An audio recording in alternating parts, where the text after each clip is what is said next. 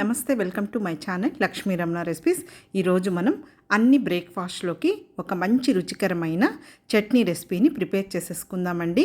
అదేంటంటే పుట్నాల పప్పులతో మంచి రుచికరమైన చట్నీ అండి. మామూలుగా మనం బ్రేక్ఫాస్ట్లోకి చాలా రకాల చట్నీస్ చేసుకుంటూ ఉంటాం కదా అండి. ఈరోజు అయితే మీరు ఈ చట్నీని ఒకసారి తప్పకుండా ట్రై చేసి చూడండి. ఇడ్లీ, దోశ అన్ని బ్రేక్ఫాస్ట్లో కూడా చాలా బాగుంటుంది. ముందుగా ఎలా తయారు చేసుకోవాలో చూసేద్దామండి.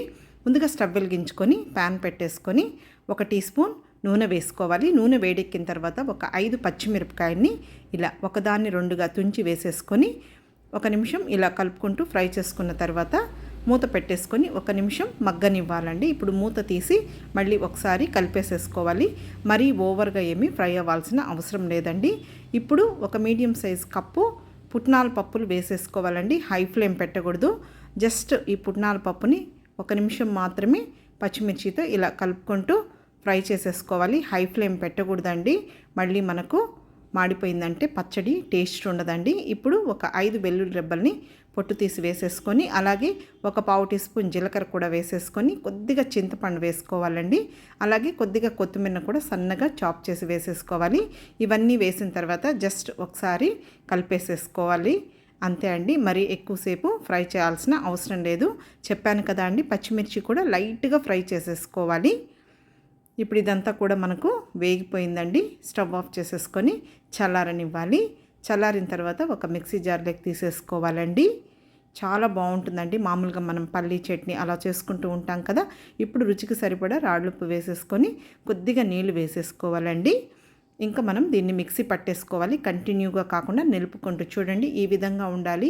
మరీ నున్నగా ఉంటే కూడా బాగుండదండి. ఇప్పుడు మనం ఈ చట్నీకి పోపు వేసేద్దాం.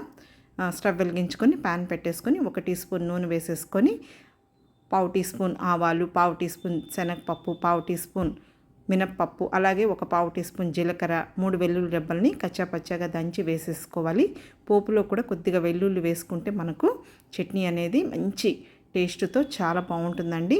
ఇప్పుడు ఒక 2 ఎండుమిరపకాయలను కూడా తుంచి వేసేసుకొని జస్ట్ మీడియం ఫ్లేమ్లో ఇవన్నీ కూడా మంచి కలర్ వచ్చే వరకు ఫ్రై చేసుకొని చివరిగా కొద్దిగా కరివేపాకు కూడా వేసేసుకోవాలి. ఇప్పుడు ఒక చిటికెడు పసుపు వేసేసుకోవాలండి. ఇప్పుడు ఇదంతా కూడా ఒకసారి బాగా కలిపేసేసుకొని స్టవ్ ఆఫ్ చేసేసుకోవాలి. ఇప్పుడు ఇది చల్లారిన తర్వాత ముందుగా మనం మిక్సీ పట్టుకున్న ఈ చట్నీని ఇందులో వేసేసుకోవాలి. ఫ్లేమ్ పెట్టకూడదండి. తర్వాత మిక్సీ జార్లో కొద్దిగా నీళ్లు వేసేసుకోవాలి. మీకు ఎంత పలుచగా కావాలంటే అన్ని నీళ్లు వేసేసుకోవాలి. అంతే అండి.